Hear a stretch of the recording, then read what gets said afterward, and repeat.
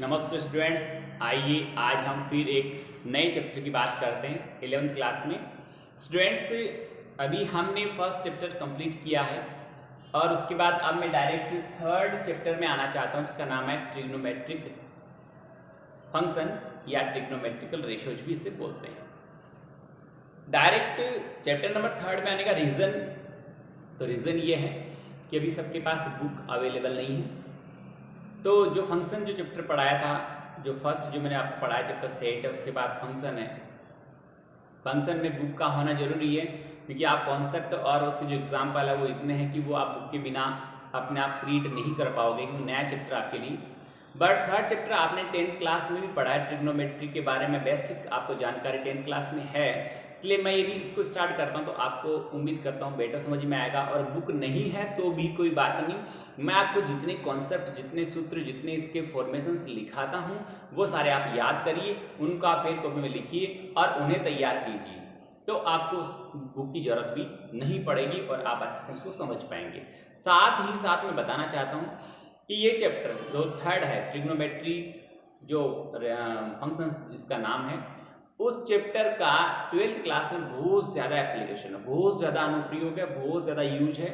तो लगभग 45 मार्क्स का जो मैटर है आउट ऑफ 80 वो 12th क्लास में ट्रिग्नोमेट्री से रिलेटेड चैप्टर है या मैटर है। तो आप सबसे मैं ये रिक्वेस्ट करता हूँ, इस चैप्टर को ढंग से पढ़ें, समझें, इसे कॉन्सेप्ट याद करें और इसके जितने भी सूत्र हैं वो आपको फिंगर टिप्स होने चाहिए। एक एक सूत्र को ढंग से पढ़ना है, कॉन्सेप्ट को अच्छी तरह याद रखना है। चाहे हम मीटर कम पढ़ लेंगे बट जितना पढ़ा उतना आपको याद होना नेक्स्ट टाइम जरूरी है। यदि ऐसा नहीं होता है तो ये मानो कि आप 12th की नींव को खराब कर रहे हैं। यदि 12th की नींव मजबूत करनी है, the foundation of 12th should be stronger if you make it proper. यदि आप इसे अच्छी तरह बना लेते हैं चैप्टर को तो आपका जो फाउंडेशन है 12th का वो बहुत ही स्ट्रोंग होगा। तो मैं आप सबसे यही कहना चाहूंगा कि इसको ढंग से पढ़ें, सीखें और देखें।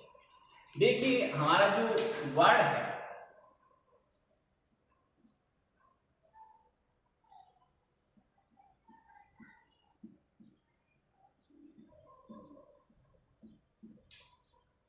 ट्रिगोनोमेट्री, ये एक ग्रीक भाषा का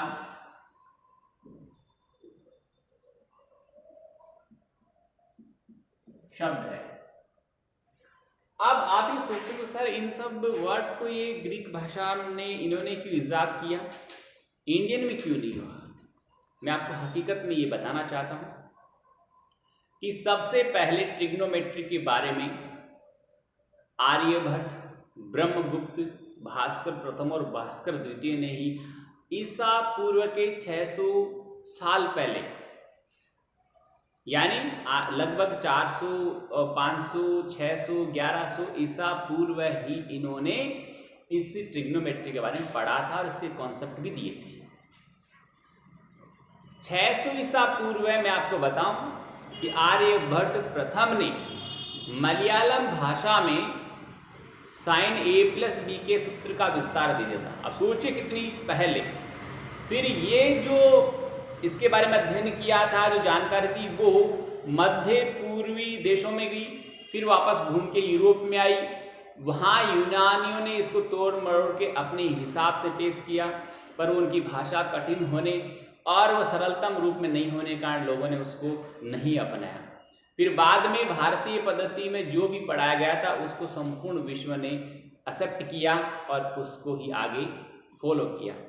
पर वो हिंदी यहाँ की और संस्कृत यहाँ की मातृभाषा होने के कारण जो यूरोपियन कंट्रीज थे जहाँ पर इंग्लिश चलती थी, तो उन्होंने क्या किया कि इस सिस्टम को अपनी ओर से इनका नामकरण किया, अपनी ओर से इसको नाम दिया। फॉर एग्जाम्पल बात करना चाहूँ मैं कि पाइथागोरस थ्योरम, जो पाइथागोरस जो नाम पड़ा है, उस थ्योरम का नाम अपने यहाँ पर इंडिया में जब इसका अध्ययन पाइथागोरस जो मैथमेटिशियन था उसके भी पहले कर लिया गया था इंडिया में। भारत में इसके ऊपर अध्ययन है जो पाइथागोरियन जिसके नाम पर इसका नाम पड़ा है, उससे भी पहले इंडिया में इसका अध्ययन हो चुका था, परंतु उसका नाम बोधायन प्रमेय था। और वो सारे कॉन्सेप्ट पहले आप पढ़ लिए गए थे, बाद में वो फिर यूरोपियन कंट्री में जाकर घूमकर उस पर ठप्पा लगकर आता है कि हाँ जी ये ऐसा हुआ है, जबकि उसका वास्तव में जो अध्ययन है वो यहाँ पर पाइथागोरन से पहले ही हो चुका था। मेरा कहने का तात्पर्य है वो सुनिए कि जैसे ये जो ट्रिगोनोमेट्री है वो एक ग्रीक भाषा का शब्द है, इसमें भी दो वर्ड मिक्स हैं। फर्स्ट इज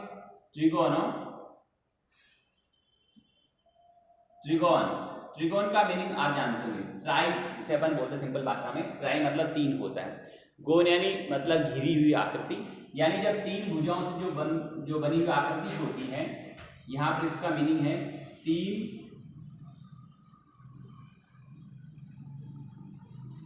भुजाओं से बनी।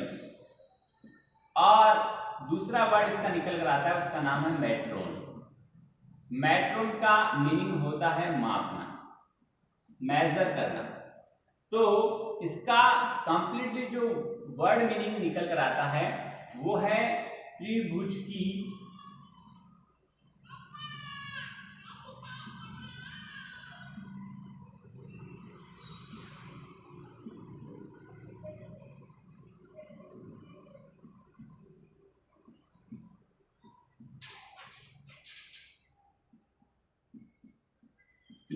भुजाओं का मापन, मेजरमेंट ऑफ ए ट्रायंगल।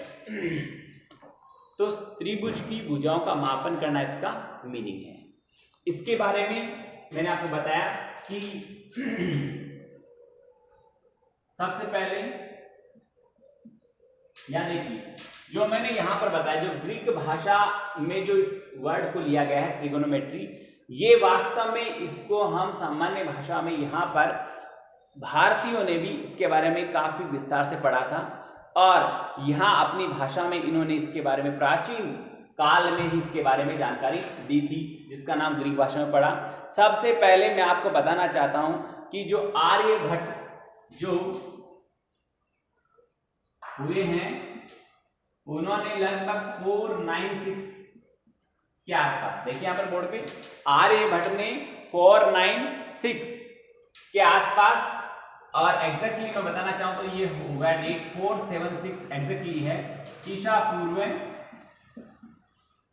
में इसके बारे में अध्ययन किया था। उसके बाद ब्रह्मगुप्त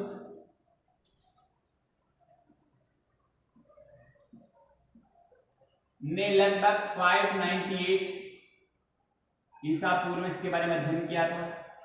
फिर भास्कर प्रथम जो हुए हैं, उन्होंने लगभग 600 ईसा पूर्व इसके बारे में अध्ययन किया था। और जो भास्कर सेकंड है, उन्होंने लगभग 1114 ईसा पूर्व इसके बारे में अध्ययन किया था। और ये कॉन्सेप्ट दिए थे, वो कॉन्सेप्ट मध्य पूर्वी देशों में जाकर फिर यूरोपीय देशों में वापस घूमकर और फिर इसको एक लेबल मिला था। बट प्राचीन काल से ही भारतीयों ने बहुत ही अच्छे अच्छे कॉन्सेप्ट दिए हैं, जिसे हमने बताया कि पाइथागोरस जो प्रमेय है, जिसको बोधायन प्रमेय कहते हैं, उसका कॉन्सेप्ट भी सबसे पहले भारतीयों ने ही खोजा था। उसका उपयोग, जो पाइथागोरन जो थ्योरम है, उसका जो उपयोग है वो अपने एरोप्लेन के पंख बनाने में भी किया जाता है, विभिन्न प्रकार के मेजरमेंट्स में भी इसका अध्ययन किया जाता है, जो एक बहुत बड़ी उपलब्धि है। आपको बताना चाहूंगा कि जो भास्कर प्रथम था, उसने मलयालम भाषा में 600 ईसा पूर्व जो लिख रखा है, वहां पर इन्होंने साइन a+b के कॉन्सेप्ट को भी क्लियर किया। ये बहुत बड़ी बात है कि साइन a+b का कॉन्सेप्ट उस टाइम क्लियर होना है। हिंदी में इन्हें ज्या और कोजा के कॉन्सेप्ट से जाना गया, जिसका यूरोपीय देशों में जाकर नामकरण जो हुआ, ज्या को साइन से लिखा गया और कोजा को कोसाइन से लिखा गया। ये इन्हीं के कॉन्सेप्ट होते हैं, केवल साइन और कोसाइन के जो हैं, साइन और कोसाइन है, उन्हीं के कॉन्सेप्ट होते हैं। उनको ही वापस में चेंज करके कोसेक बनता है, सेक बनता है, कोट बनता है, टेन बनता है, वो इन दोनों के कॉन्सेप्ट होते हैं। तो भारतीयों ने इन्हें ज्या और कोजा नाम दिया, और जब यूरोपियन कंट्रीज में गए तब इन्हें साइन और कोसाइन के नाम से जाना गया। इसके साथ ही जो भास्कर द्वितीय हुआ उसने जो डिग्री एंगल है, यानी उसने यहाँ पर कौन भास्कर फर्स्ट ने तो जो 90 डिग्री के प्लस में 90 डिग्री से अधिक के जितने भी कोण हैं उनके बारे में अध्ययन किया था और विस्तार से बताया था भास्कर फर्स्ट ने। भास्कर सेकंड ने जो ऐसे कोण है जिनको हम डायरेक्टली नहीं मेजर कर रहे हैं वो 18 डिग्री है, 36 डिग्री है, 54 डिग्री है, 72 डिग्री है, इनके बारे में बताया था। कब 1114 ईस्वी के आसपास भास्कर द्वितीय ने इन सब कोणों के बारे में कॉन्सेप्ट दिया था। इनके ज्या और कोजा यानी साइन और जो कोस के कॉन्सेप्ट हैं वो विस्तार से समझाए थे, उनका विस्तार किया था। इस प्रकार हम कह सकते हैं कि भारत से ही इसका मूलतः जन्म हुआ है।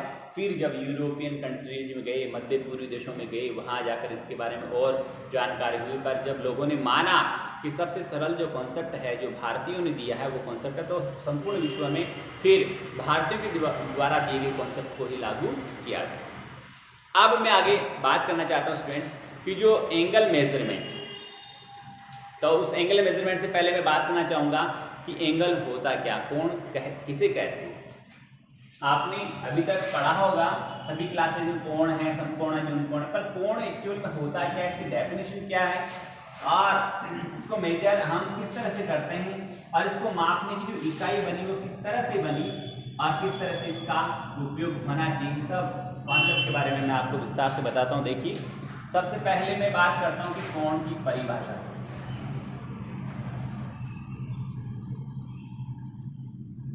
एंगल होता क्या है?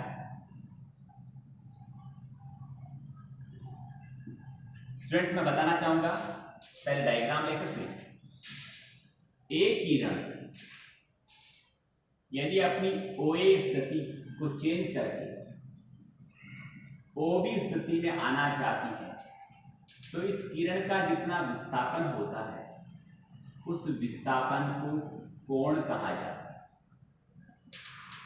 किसी प्रारंभिक बिंदु से कोण के विस्थापन किसी प्रारंभिक बिंदु से किसी किरण के विस्थापन को कोण कहते हैं। मैं लिखूंगा, अभी देखिए, यानी यहां पर पहले सिंपल भाषा में, यानी कि इसका कॉन्सेप्ट सुनिए आप, क्या कॉन्सेप्ट है इसका। कॉन्सेप्ट ये है कि जब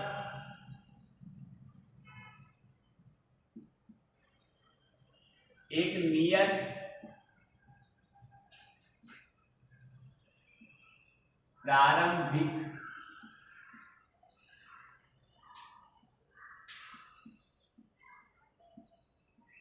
बिंदु से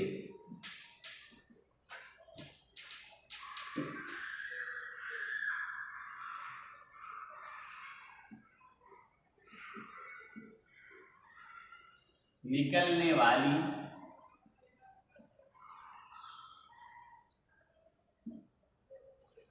किरण स्थिति OA से स्थिति OB तक का जो विस्थापन है इसका, ये विस्थापन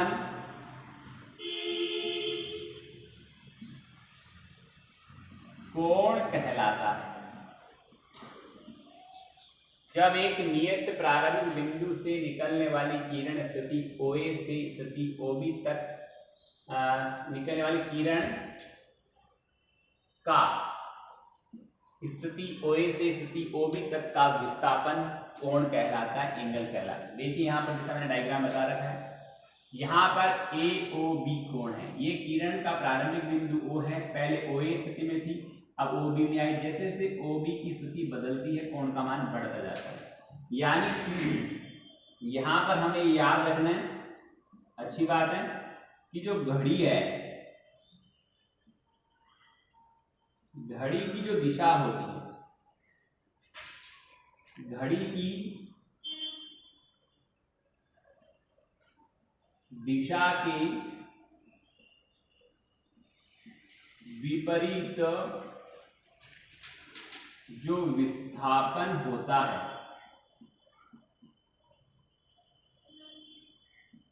को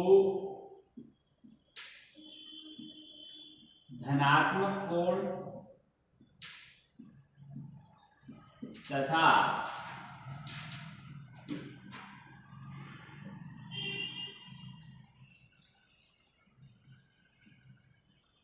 घड़ी की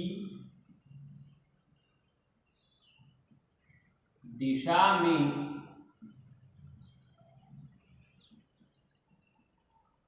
विस्थापन को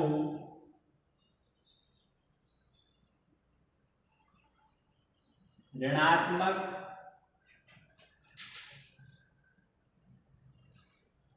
कोण कहा जाता है। जैसे एक मूल बिंदु वो है, इससे ऊपर की ओर यानी एंटी क्लॉकवाइज, घड़ी की विपरीत दिशा मतलब एंटी क्लॉकवाइज डिस्प्लेसमेंट होता है, विस्थापन होता है, तब तो ये एंगल पॉजिटिव होगा। डिस्प्लेसमेंट मतलब विस्थापन, वो तो होगा पॉजिटिव। और इस प्रारंभिक बिंदु से यदि घड़ी की दिशा में डिस्प्लेसमेंट होता है, विस्थापन होता है, तब वो एंगल बनेगा, वो नेगेटिव बनेगा, ऋणात्मक बनेगा। आगे इसके बारे में यदि हम बात करें थोड़ा सा कोण के बारे में, कि कोण विस्थापन की यदि बात करें तो कोण का मेजरमेंट किस प्रकार होता है, कोण को किस तरह से लिया जाता है, उसकी अभिदिशा क्या होती है, उसकी डायरेक्शन क्या होती है, उनके बारे में यदि हम पढ़ें तो देखिए, मैं थोड़ा सा यहाँ चलो जगह निकालता हूँ एक बार। यहाँ सबसे पहले हम बात करें फर्स्ट पॉइंट कोण के बारे में, कि हम किसी भी कोण का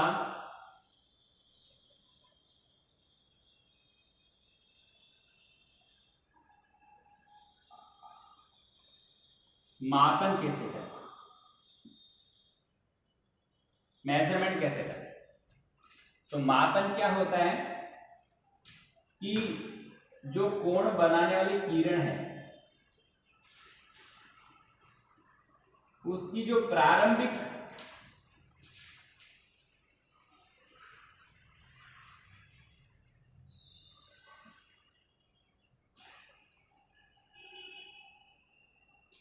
एवं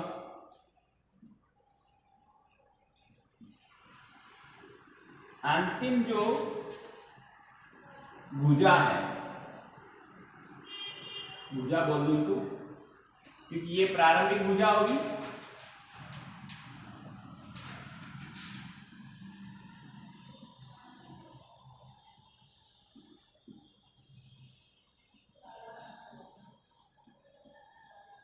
और ये वाली भुजा है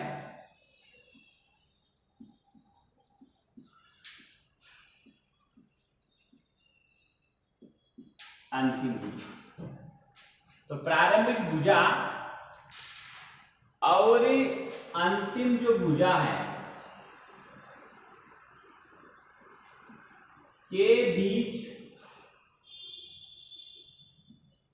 का माप जो होता है, या इसे हम घूर्णन माप भी कह सकते हैं, घूमना, घूर्णन माप को कोण का माप कहते हैं। ठीक है, घूर्णन माप आगे लिखिएगा तो कोई लिख दो, घूर्णन माप को उस कोण का माप या मेजरमेंट कहते हैं। ओके,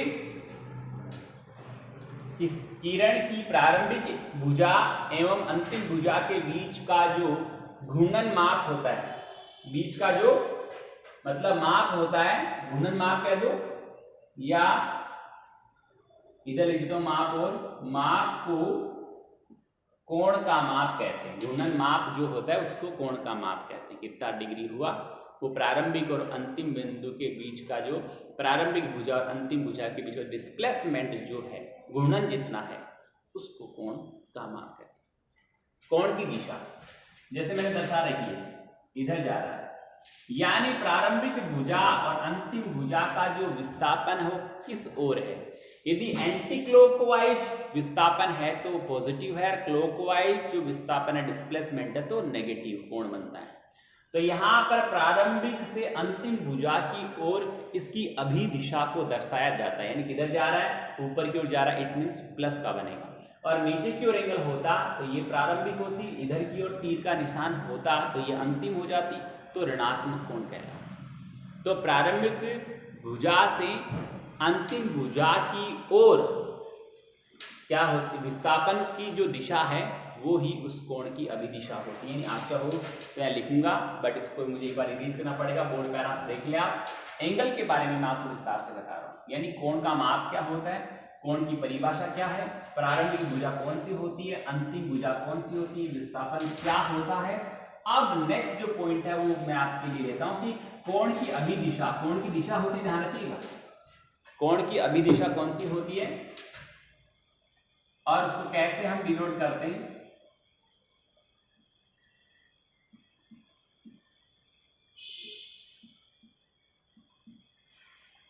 कोण की जो अभिदिशा है वो होती है प्रारंभिक, देखिए यहां पर बोर्ड, प्रारंभिक और अंतिम भुजा, प्रारंभिक भुजा से अंतिम भुजा की ओर कोण की अभिदिशा होती है।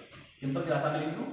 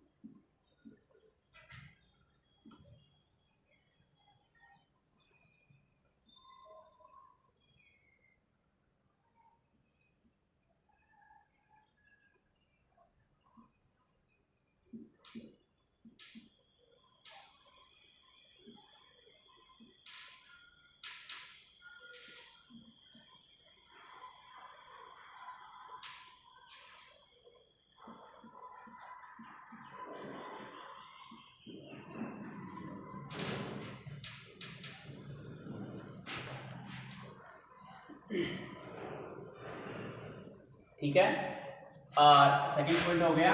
थर्ड पॉइंट की हम बात करते हैं कि कोण का मापन पद्धतियां कौन कौन सी होती है। मापन पद्धति जिसका मेजरमेंट जो सिस्टम होता है वो दो है यहाँ पर।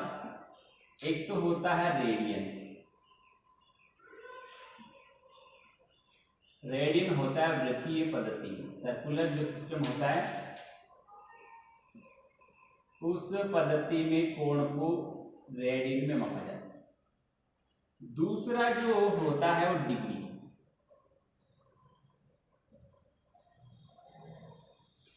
ठीक है, इसको बोलते हैं सस्टिक पद्धति।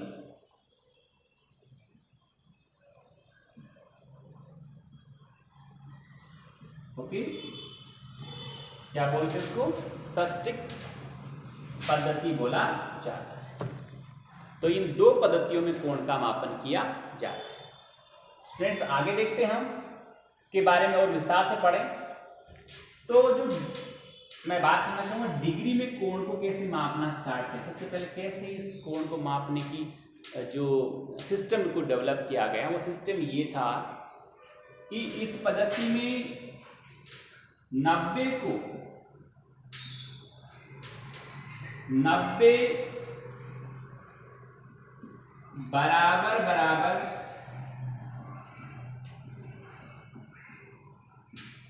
भागों में,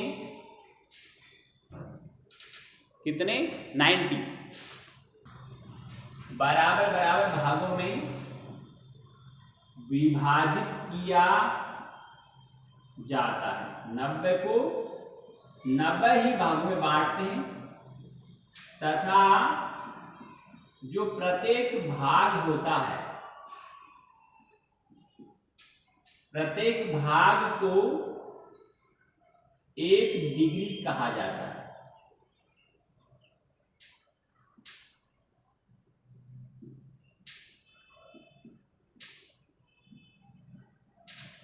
ठीक है, 90 को 90 बराबर बराबर भागों में बांटा जाता है और प्रत्येक भाग जो बनता है उसको डिग्री कहा जाता है। इस प्रकार डिग्री का मेजरमेंट लिया जाता है। सस्तिक में क्या होता है, सॉरी इसमें वृत्तीय में क्या होता है, यदि किसी वृत्त की त्रिज्या r है और उसमें r त्रिज्या जितना लंबा ही एक चाप केंद्र पे कोई कोण बनाता है, ये चाप है मान लो AB, इस चाप की लंबाई वो भी r है और इसकी त्रिज्या वो भी स्मॉल r है। r त्रिज्या के वृत्त में r लंबाई के चाप द्वारा बने केंद्र के कोण का मान 1 रेडियन होता है। r त्रिज्या का ही तो वृत्त होना चाहिए और उतनी ही त्रिज्या का चाप की लंबाई होना चाहिए। मैं कहूं 5 सेमी त्रिज्या के वृत्त में 5 सेमी लंबाई के चाप द्वारा केंद्र पे बना कोण 1 रेडियन कहलाता है। 100 सेमी त्रिज्या के वृत्त में 100 सेमी लंबाई के चाप द्वारा केंद्र पे अंतरित कोण का मान 1 रेडियन होता है। यानी जितनी लंबाई त्रिज्या की होती है उतनी ही लंबाई का चाप जब केंद्र पे उसी वृत्त के केंद्र पर यदि कोण बनाता है तो उस कोण का मान 1 रेडियन होता है। 1 रेडियन की हम बात करें, 1 रेडियन इज इक्वल, अपन देखें जरा देखिए बोर्ड पे कि 1 रेडियन कोण की यदि हम बात करें तो वो कैसे निकालें। यदि यहां पर हम क्या करते हैं कि रेडियन और डिग्री के बीच में एक रिलेशन बनाते हैं, तो जितना डिग्री होता है उसको हम π/180 से मल्टीप्लाई करते हैं तो वह रेडियन में कन्वर्ट हो जाता है।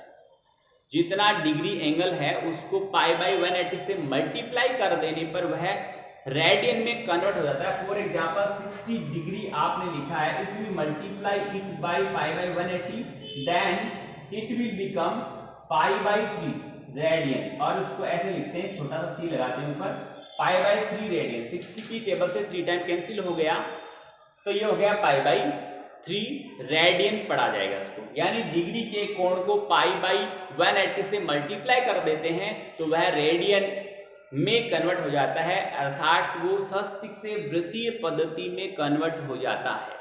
और इसका उल्टा कर देंगे कि जो रेडियन वाला मेजरमेंट हमें गिवन है उसको यदि 180/π से मल्टीप्लाई कर दें, उल्टा रेडियन में बदलना है तो π/180 से मल्टीप्लाई करेंगे, और इसको डिग्री में बदलना है, किसमें बदलना है, वापस डिग्री में। किसको बदलना है, रेडियन को।